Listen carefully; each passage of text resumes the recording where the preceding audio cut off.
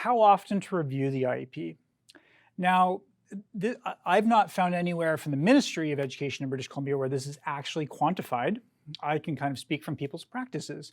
And a common practice that I see is that there are 2 IEP meetings per year, essentially. There's a meeting in the fall to set the IEP, and then there's a meeting in the spring to review the IEP. That's kind of the standard that I see. However, there are all sorts of variations of that. I've been in some schools where they meet once a year. They don't meet to review it in the spring. And I've been in circumstances where they review it much more frequently. And really, it's meant to be a work in progress. It's meant to be updated as students achieve objectives. And so what I would actually recommend in order to make it, you should be reviewing it as much as a student needs to move their program forward.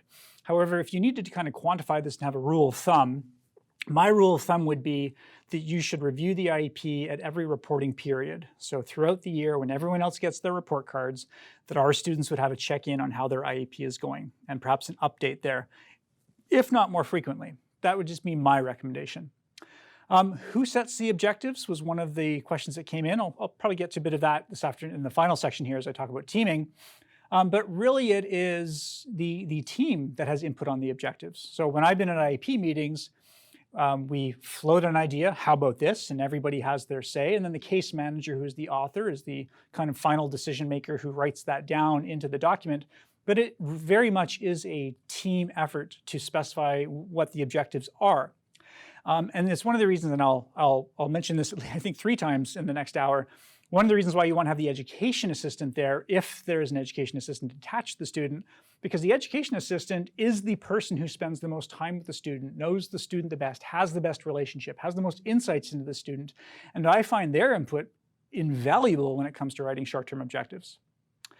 There's a statement here, and I totally get this. It's challenging in a high school setting to ensure consistent implementation if in high school the student is going between 3 or 4 different blocks throughout the day, different teachers, there may be different EAs assigned to them. Absolutely, that is an implementation, I don't want to say nightmare, that's a challenge. And really the solution to that is a systems level solution that allows for adequate opportunity for the EAs to connect with each other. And one of the things I'll talk about in this section is having the teachers, arranging to have all the teachers at the IEP is one way to start to get people on board. But I fully appreciate the reality in high schools where there may be limited resources, constant shifts, many players involved. It's not just one EA with one student with one teacher like in elementary school. There's a lot of people involved, and the more people involved, we know this, even if it's for an individual student's team, the more implementers, the more opportunity for incorrect implementation. And the solution to that is more supervision to guard against that, which is difficult to do in a high school setting, right? It's difficult for the case manager, for example, to have the time to go and shadow every EA to make sure they're all doing it consistently. But if you get creative and just find opportunities for communication, really it's a communication issue. If you can have everyone have time to meet, get on the same page. I've seen some solutions where if there's a bunch of EAs, maybe there's one who stands out as kind of the primary EA and we'll arrange for that person to have some time. And that might take some juggling for them to actually go and see the other EAs just to share tactics and strategies and make sure that everyone is doing things correctly. Because what quite often happens is when one EA sees the other EA, they go, oh, you're doing it that way? Oh, I'm not doing it that way. That is an implementation failure. This is why in home teams, when I have home intervention programs, we have those monthly team meetings. The purpose of monthly team meetings is so that we can all talk about everything and see people do things. That gives us the opportunity to go, oh, somebody's not doing that right. Or somebody implements it and another team member goes, oh, you're doing it that way? And there's opportunity to then recognize the mistakes and get everybody on the same page. So it's a systems issue. You have to get creative with your resources to fix the systems issue. It's not insurmountable. COVID IEPs. So this was a question. I didn't fully understand the language here, forgive me. It says cohorts of 22 days. And I understand this to be that the student is going to be in a cohort for a short period of time intensively, and then after a period of time it switches and they go to the next thing. If I'm understanding that correctly, Really what you need is a lean and mean IEP, because behavior is contextual, learning is contextual. This cohort and this limited time period is the context. You might need a lean and mean IEP with just an objective or two under your 4 long-term goals of communication, social, self-determination, and academics for that period of time. And then it moves on to the next context, in which case some of the goals will no longer apply and you need new goals, which absolutely creates a COVID-19 challenge in terms of IEPs. Yeah, that just requires some creativity. I haven't actually encountered that before. Thank you for the question. There's a question about grade 10 English. With COVID-19, my grade 10 son is taking 5.5-week single courses at a time, same as my daughter in grade 11. He's been fairly independent so far, but we've hit English. It requires prior knowledge, accumulation of skills from previous years, and the jump to grade 10 does not review simpler concepts first. This is a huge challenge. Grade 10 used to be the fork in the road when there were still provincial exams, where students who, with autism, who were doing pretty well up until that point, had to do provincial grade 10 English exams. And there is no help available in those exams, you don't have an EA in those exams. And so students have been doing really well with EA help, but then they had to do the grade 10 provincial, and they really didn't do so well in that provincial, and that was kind of a fork in the road where it's hard to continue with business as usual. So we don't have those forks in the road anymore. We don't have those provincial exams, and I encounter that with some of my students around grade 10 English. And again, if you think about the students who tend to do really well on the autism spectrum, but still have some serious strengths, sorry, not strengths, they have some stretches, I'm trying to use the new terminology. They have some stretches when it comes to higher order language and abstract language. Grade 10 is a killer, and they might need extra tutoring. I've worked with a few kids where we got them through grade 10, 11, and 12 English by recruiting home team support to essentially work on English, maybe hiring an English tutor, just to get through, because it is critical to meet the graduation requirements. So there might need to be some outside of school supports around that. My child is in grade 1. When making goals around social skills and emotional regulation, how can we make this measurable to see progress? And so there's 2 things here. One is social skills is behavior. Social skills is interacting with other people. When students are interacting with each other, you can observe that. You can make that measurable. And when I get into short-term objectives today, hopefully that becomes a little clearer, right? A social objective is something that you can see. An emotional regulation is a little bit more difficult, because emotions, understanding emotions and a regulation, that's this great big curriculum area unto itself that's very nuanced and sophisticated. And you'll see things like the fabulous 5-point scale that I've never regarded as particularly fabulous.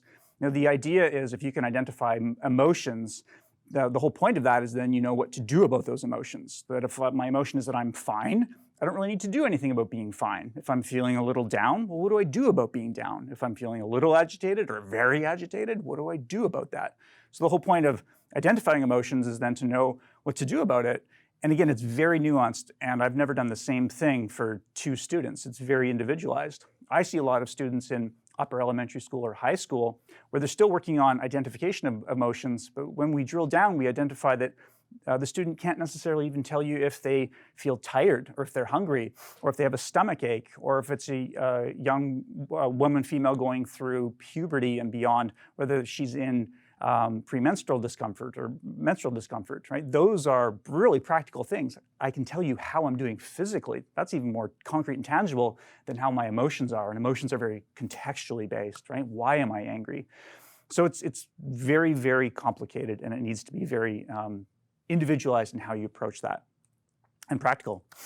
Number 2, I've heard many times that a parent has a right to meaningful consultation on an IEP. With regard to legalities, is this a true right, and is this being challenged? First and foremost, I'm not a lawyer, so I can't speak to it in terms of legalities. As I mentioned at the end of yesterday, in British Columbia, there's the Hugo case that found that schools are obligated to engage in meaningful consultation. That's kind of the extent of my knowledge around that. And by and large, 99% of the time, I think schools are absolutely genuinely motivated to engage in meaningful consultation. I'm certainly not aware of it being challenged in my experience, but that's limited to my experience. Number 3, the district I'm in will not allow private hire, BCBAs, SLPs, OTs, et cetera, on school property. Wouldn't they be an asset when our district barely provides any support? Well, I'm sorry to hear that you're not feeling supported in your district.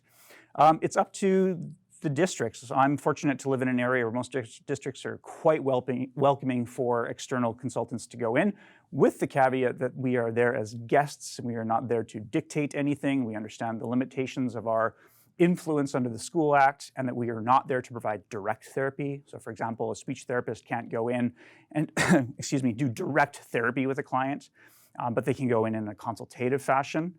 Really, it would just be a matter of talking to your administrators and getting some grassroots supports to welcome this and to convince people in power to see it as a value-added benefit and not a threat in any way.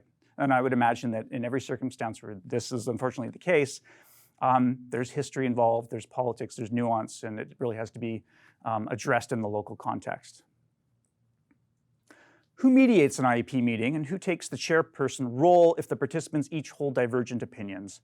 So in most cases, as I mentioned yesterday, it will be the case manager, who's often the resource teacher, or whatever label goes along with that role, LST, LAT, IST, different variations in different districts.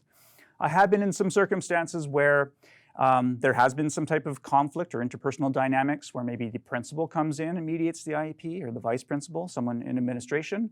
In some school districts, they have district-level autism specialists who serve a family of schools, and in some cases, that person will come in and chair the IEP as a kind of a neutral third party. So again, it really depends on the context of the particular district and the resources available within that district.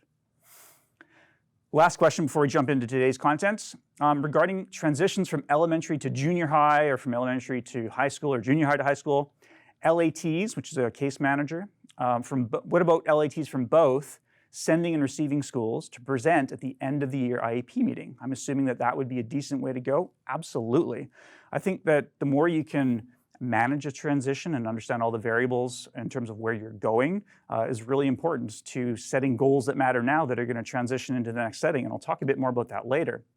So I've often been, again, in my local context, kids go from, there's no middle school, so at the end of grade 7, that's the last year in elementary school, then they go to high school.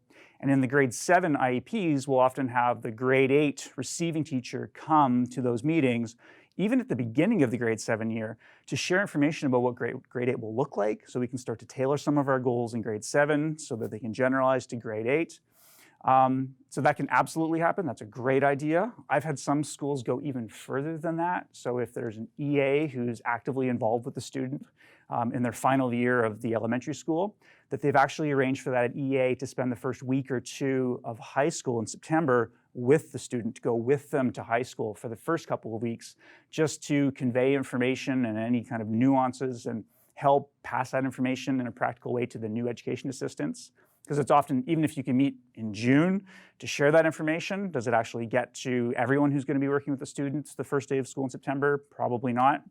So it's really just up to the individual schools and the resources they have, or limitations of resources, to figure out how to do the best job of facilitating those transitions. And I'll come back to transitions in a little bit. Please address how to write goals for students who are doing virtual learning at home due to COVID-19 lockdowns. What supports can be offered remotely? Oh, that's a great question. Thank you for that. I've totally avoided COVID-19. I've really been addressing kind of business as usual, but I fully appreciate that it's not for a number of students who are doing remote learning. So this is a question that I should actually go and think a lot more about before I answer it, but off the top of my head, back in March, I think Friday, March 14th, the 13th or 14th, was that Friday that we knew we were going to be shut down and everyone went to virtual learning for most of the rest of the year, if not the rest of the year. I met with a lot of school teams at that point, including for some of the students that I support. And really what we did is we looked at the IEP that was in place for the 2019 to 2020 period, and we did an assessment of how many of the goals in this IEP can actually be done at home. Because one of the things I like to point out often at IEP meetings is the IEP is meant to address student achievement at school. It doesn't address student achievement at home. It's a different setting. It's not the mandate of the school to work on what the student will learn at home. It is school-centric. And so, very appropriately, when we write our objectives, they are school-centric. As we will get into in this next section, you need to provide context under which the learning will occur. And for a lot of goals, the context is at school. It isn't at home. And so with that in mind, we did this analysis of each of the IEP objectives. And for a lot of students, most, if not all of the IEP objectives did not logically translate to home. They just didn't translate to home. In which case, we wound up kind of rewriting a temporary addendum, the COVID-19 addendum to their IEP, where we might identify one self-determination, one academic, one social, one communication goal if appropriate, that did make sense to do at home. And because the home was a different environment with all, and you can't overgeneralize one home, you can't generalize from one home to another.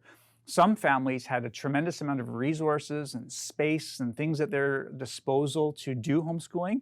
And it's all on a spectrum. At the other end of it, or in the middle of that spectrum, a lot of families were totally struggling. They didn't have the space, they had multiple students at home, they didn't have space for all of their children to be engaged in virtual learning, or not enough bandwidth on their Wi-Fi, or not enough devices. Or the parents weren't available to facilitate it, right? If an education assistant was critically necessary at home, wasn't able to do that at school, and you didn't have that person at home, we just had to go back to the drawing board and think about, okay, from now until the end of June, that period in COVID, what makes sense practically and functionally, and it was the leanest and meanest possible. Of course, in some cases, the EAs still engaged in some virtual instruction for a portion of the day. However, a lot of students I work with, they are simply not amenable to the virtual instruction. They did not sit in front of the camera and attend to their educator, whether it's the teacher in the group or the one-on-one EA. And then that was simply abandoned. It was ineffective. So I think the short answer there is you need to have a temporary homeschool COVID edition of the IEP that is extremely practical and takes into consideration the limitations or resources available in each individual's home environment. Right? So I know that's not a very specific answer for how to go about doing it, but I think because this is a temporary, unprecedented time, we all need to give ourselves a bit of a break, be entirely flexible, and just think about the best that you can do under these circumstances. Don't aim for the ideal. The ideal is what hopefully will be happening at school under best circumstances, and we're not there right now. So that's a partial answer to that question. Excuse me. There's another question about comprehension testing with a child with autism. I often hear that the student doesn't understand what's being said to him or her. Here's where I would absolutely engage with the speech-language pathologist and ask, is an assessment appropriate or necessary? Is this a hearing issue, or is this a comprehension issue? Or is this really just an operant behavior issue where the student understands perfectly but isn't responding and therefore appears not to understand or appears to be hard of hearing at times, but it's actually just behavior? When I see comprehension, I often think about comprehension in the context of literacy. And a lot of students I work with run into challenges with comprehension of literacy. They acquire quite robust oral reading fluency. You put words in front of them and they can read it accurately and quickly according to grade level expectations, but they don't understand, and then our focus shifts to the comprehension.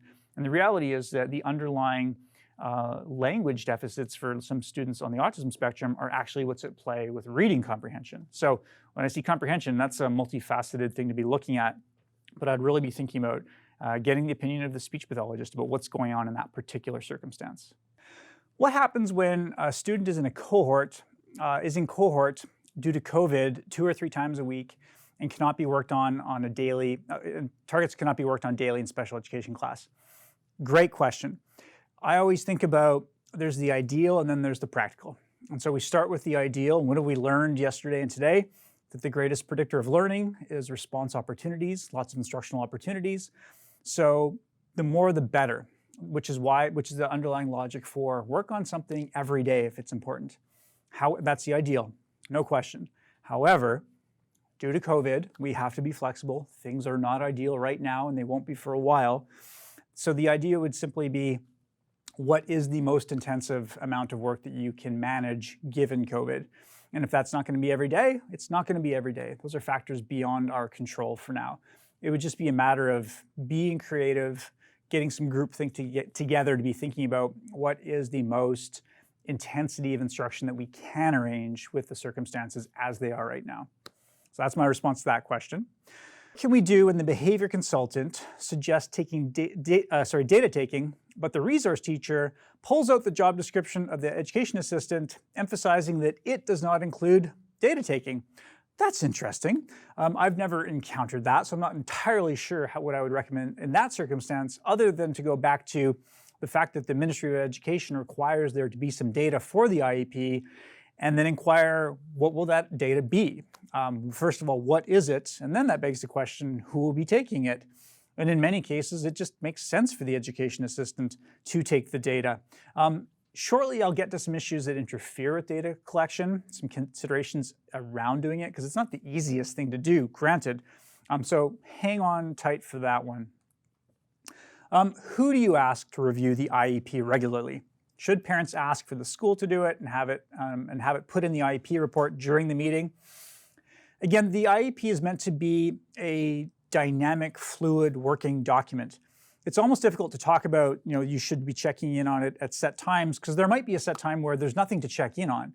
Really, you should be able to check in on it as needed. If a student is doing very well and progressing and learning a lot of the objectives, that requires you to check on it more regularly. And I think there's this misconception where people have the idea of IEP meeting, which is very formal, we get all these people together, and we can't do that multiple times per year.